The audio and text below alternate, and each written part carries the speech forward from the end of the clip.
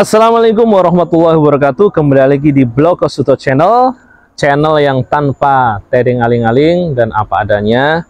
Yang penting mempunyai koridor yang tepat, tidak menghina martabat orang lain. Oke, untuk sesi ini teman-teman, kita akan memberikan sebuah video referensi ya, karena ini adalah tahun politik. Sebab tahun politik itulah tahun-tahun gimmick ya, tahun-tahun yang mempunyai sebuah kepekaan moral dari Anda semua untuk menilai bahwa politik itu adalah penting.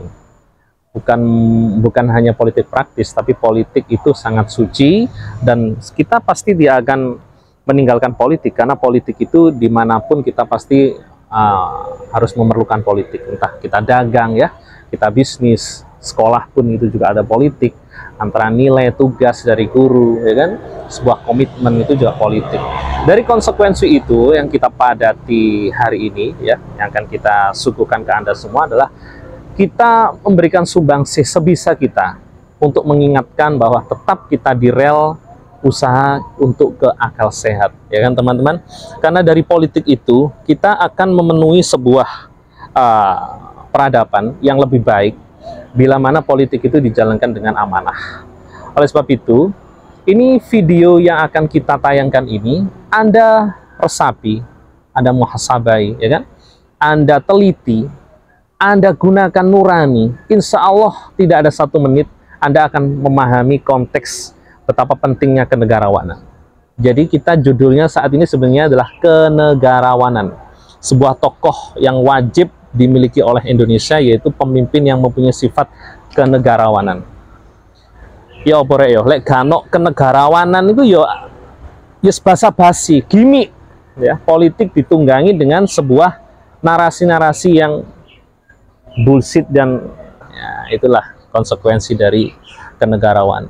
Kita tahu Insinyur Soekarno, Jenderal Sudirman, Pangeran Diponegoro ya, termasuk Bapak Pembangunan Pak Harto, termasuk Bapak Pluralitas yaitu Kiai Haji Abdurrahman Wahid, guru bangsa tersebut Habibie ya kan, luar biasa. Itu adalah figur yang harus Anda ketahui, generasi milenial, pemuda-pemudi, yang harus Anda tiru dari sisi kenegarawanan, sisi legowoy, sisi selehnya. Dia tidak berani untuk meninggalkan kenegarawanan tersebut. Saya setiap kali mengatakan di video ini kenegarawanan, karena kita dididik dengan apa ya, kita di tanah Jawa ini, apalagi kita di desa seperti ini ya, tidak ada wajah-wajah gimmick. Desa itu natural ya, orang-orang yang sangat luar biasa. Ya kita tiru, kita bawa sampai ke eksekutif, bahwa tetap desa itu tetap kita genggam, karena Indonesia itulah negara timur, negara peradaban yang tinggi ya, mempunyai peradaban yang sangat tua. Maka dari itu kalau ada sisi-sisi wakil rakyat atau pejabat-pejabat di negeri ini yang kurang bisa membuat Anda lega hati, ya inilah video ini akan membuat perwakilan ini untuk menjadi baik ya. Semoga tahun 2024 kita akan membuat Indonesia menjadi negara yang baldatun thayyibatun wa rabbun ghafur. Kita semua moga menangi rek ya. Muga-muga awake dhewe iso menangi. Amin amin. Silakan kita saksikan video berikut ini.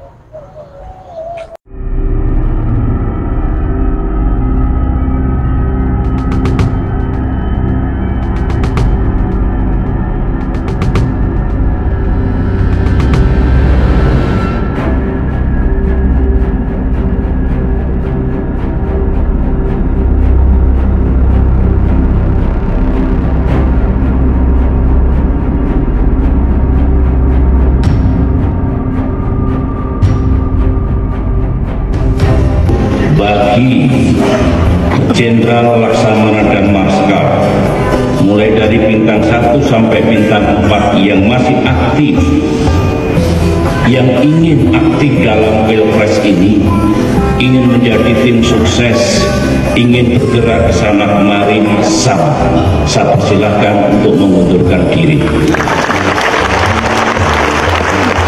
Kalau kasal Panglima TNI dan Kapolri kepada saya mengundurkan dirinya, akan saya setujui.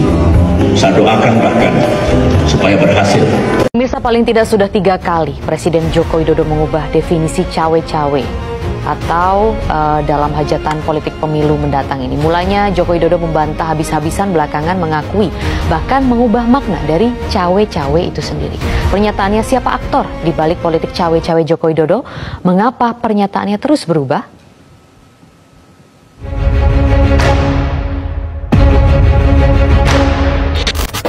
Bukan cawe-cawe, urusan capres, cawapres itu urusannya partai atau gabungan partai. Cawe-cawe itu saya sampaikan bahwa menjadi kewajiban moral. Ada juga yang mikirin rakyat sampai rambutnya putih semua, ada. Kalau wajahnya celing, bersih, tidak ada kerutan di wajahnya, hati-hati. Artinya juga Pak Jokowi nggak usah takut ya. Jadi kenapa sih takut ketika Nasdem mencalonkan Anies Baswedan? Ini saya tanda tanya. Sebegitu takutnya terhadap Anies Baswedan. Itu menunjukkan bahwa saya menduga ini ada riset yang lebih valid tentang posisi Anies di mata publik. Jangan-jangan memang Anies yang memang di atas kertas melalui riset dia unggul begitu. Jadi ketakutan yang berlebihan dari elit kekuasaan itu justru menunjukkan ada tanda tanya besar mengapa mereka takut.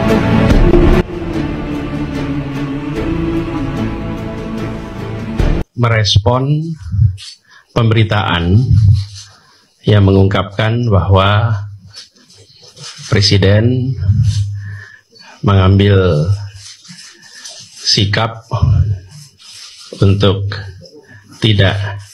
bersikap tidak netral dan akan cawe-cawe. Semenjak malam sampai dengan tadi siang, kami banyak sekali menerima ungkapan aspirasi dan kekhawatiran.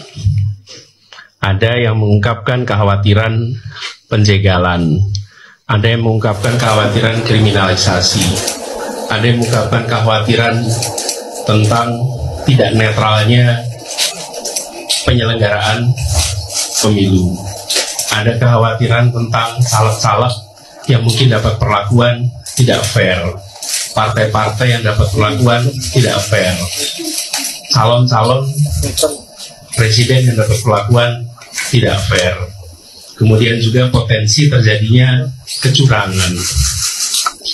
Yang semua itu dikhawatirkan muncul akibat adanya pernyataan bahwa tidak netral dan cawe-cawe. Nah, kami berharap kekhawatiran-kekhawatiran yang tadi diungkapkan itu tidak benar. Itu adalah kekhawatiran saja, dan dalam kenyataannya kita berharap pemilu tetap seperti semula, pilpres tetap seperti semula. Setiap partai punya hak yang sama untuk mencalonkan. Setiap caleg punya hak yang sama untuk berkampanye dan mendapatkan perlakuan yang sama. Begitu juga dengan setiap capres memiliki hak yang sama. Penyelenggara juga melakukan ini dengan fair, dengan baik dan netral. Jadi kami berharap bahwa kekhawatiran-kekhawatiran itu tidak benar, dan justru yang terjadi adalah pelaksanaan yang baik, pelaksanaan yang sesuai dengan prinsip demokrasi, jujur, adil, dan kami mengajak kepada seluruh masyarakat untuk mari sama-sama kita menyambut pesta demokrasi ini sebagai bagian dari memastikan bahwa masa depan bangsa kita setahap demi setahap terus makin baik.